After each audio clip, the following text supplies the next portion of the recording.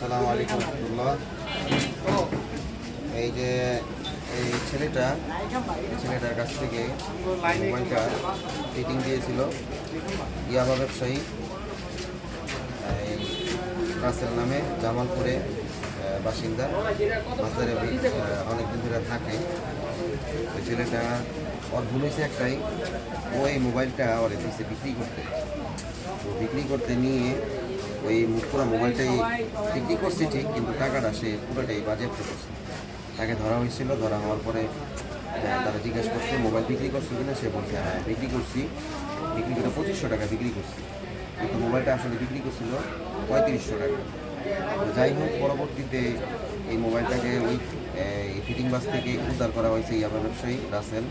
ওরা আমরা ধরছিলাম একবার, ধরে পুলিশের হাতে বাজেয়াপ্ত করছিলাম, ওকে ধরাই দিয়েছিলাম। যাই হোক, পরবর্তীতে আবার ওই আবার সহ এবং এই ফিটিং সহ ওরা ধরছি, তারপরে এই মোবাইলটা আলহামদুলিল্লাহ উদ্ধার করছি। এই ছেলেটার মোবাইল, এই ছেলেটারে মোবাইলটা হস্তান্তর করলাম, ওর কাছে এটা দিয়ে দিলাম। মোবাইল পাইছো? খুশি হইছো? আমাদের কার্যক্রমে সন্তুষ্ট? ঠিক আছে ইনশাল্লাহ। যাই হোক, আমরা এই মোবাইলটা ওর কাছে হস্তান্তর করলাম। আর কোনো সময় এরকম কাজ এরকম বাজে ছেলেদের সাথে করবো, ঠিক আছে ইনশাল্লাহ।